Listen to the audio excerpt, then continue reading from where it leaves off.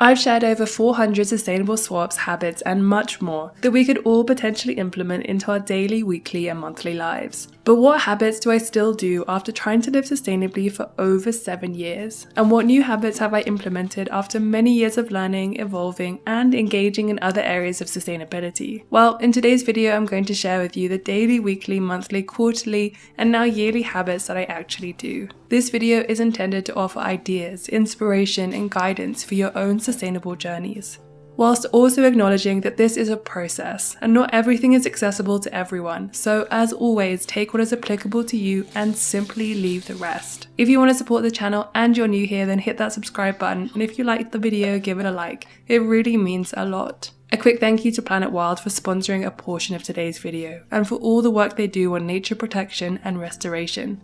Grab a cup of tea and let's get into it. Recently, my daily habits have looked a little different. I've fully moved into my era of mending, creating, and learning new skills. I've always dabbled with trying to learn new things, but I've been a little depressed over the past few years and have only reached a point where my mind is actually open to accept new knowledge and is genuinely excited to evolve my sustainable practices from consumption to mending and creating, upcycling, and building community. So my daily habits have included taking 10 minutes to an hour each day, depending on how much time I have, to practice new skills. I think there is so much power in being able to mend our own clothes to make them last longer, or learning to sew to transform a secondhand blanket into a wearable jacket. Now, I'm definitely not there yet, but I am working on it. I also find greenwashing really hard to decipher when it comes to our clothes, and having the ability to find something I think is beautiful, something I'll cherish for a long time, but I can't tell if it's ethically and sustainably made, and then make it myself, to be an invaluable skill. For me, this is one of the most impactful habits I practice daily, but there are so many smaller ones that really do add up and help me to do my part and live in alignment with my values.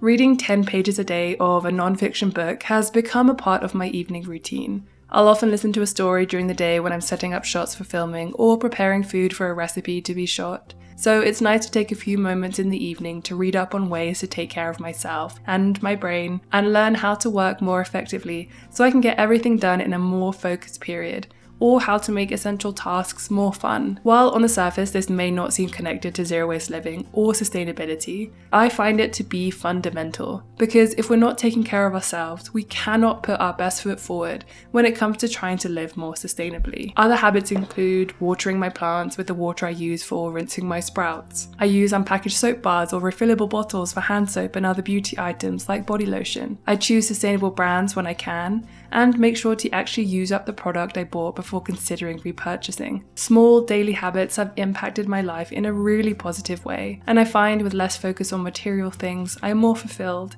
spend more time learning, and more time outdoors doing the things I love and spending time with friends and family. When it comes to weekly habits, I'm still growing sprouts each week to boost my nutrients whilst avoiding packaging and the high cost of store-bought sprouts.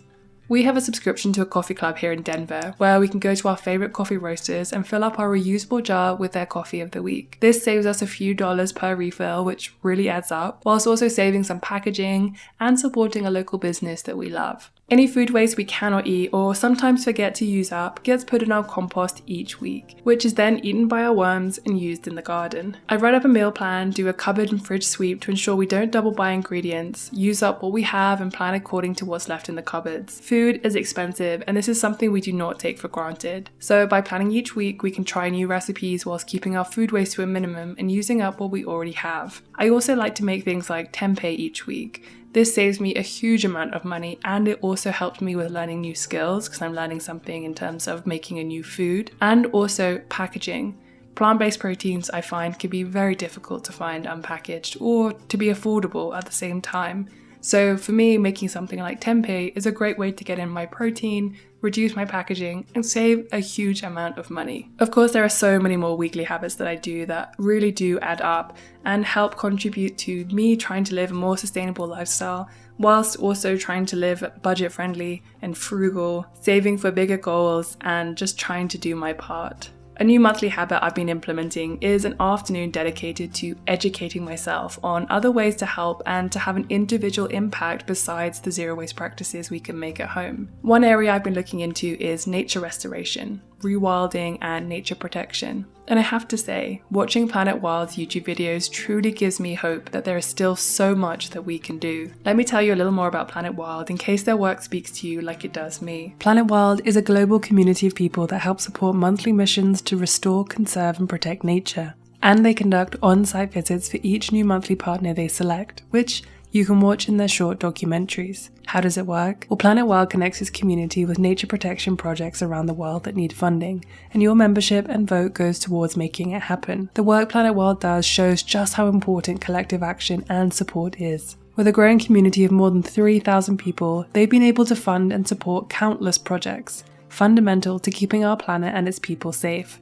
So if you're looking for an affordable way to support nature restoration, then join Planet Wild for as little as $6 a month, which is less than that Netflix subscription. So click the link in the description to get started or scan the QR code on the screen, and the first 200 people will also get a gifted month with the code sustainably. Other monthly habits include using my compost. Composting with worms has been such a rewarding experience, and one of the best decisions we've made since having our own little garden to take care of. So each month I remove the castings that are ready and place them in the bags or raised beds and pots to help grow a new set of plants to provide food for the kitchen. Although we endeavour to keep our home clean and tidy each week, each month we do a big full house clean, opening the windows, cleaning the floors, kitchen, bathroom, and dusting those hard to reach places. I still use things like vinegar, baking soda, lemons, and reusable cloths to clean the house. I also use a spray for the bathroom, which comes in a pod that we can just dissolve in water. It's been claimed that this is supposed to help with transportation emissions. I still use a menstrual cup and reusable period underwear, which I find to be very helpful.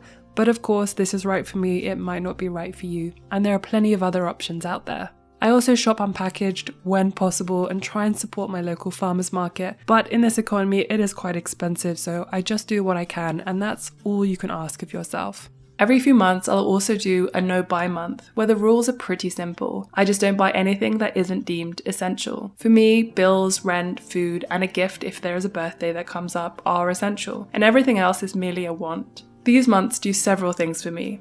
They remind me that I have everything I need, that material items won't cure a sad day or a moment of frustration, and that trends are just that. Fleeting moments where an item or new piece of gear won't make me any happier than the ones I already own. They also help me to save for important things or bigger goals that I'm striving for. It's a nice practice in delayed gratification and a lesson in consumption. Now, when I say quarterly habits, what I'm really saying is seasonal. As the seasons change, so do the habits, swaps, and other sustainable practices I implement. In the spring, I'm preparing the garden to grow some of our own food. I'll add compost to the garden, give everything a good water, start some seeds and plants inside, and generally spend some time planning out what I'd like to experiment with during that growing season. Other habits during the other months, like summer and autumn, will be mainly focused on things like what I can prepare to reduce food waste. What can I preserve in the autumn that I've grown in the summer to eat throughout the winter and the hungry gap.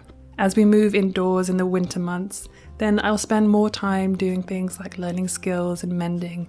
I'll also alter what I'm eating to adjust to what's in season and locally available. While it's not always possible to eat seasonally, I do try my best to stick with it. I find it to be more affordable, and often the food will taste so much better. Now, yearly habits are definitely new. I'm finally settled and don't see us moving anytime soon.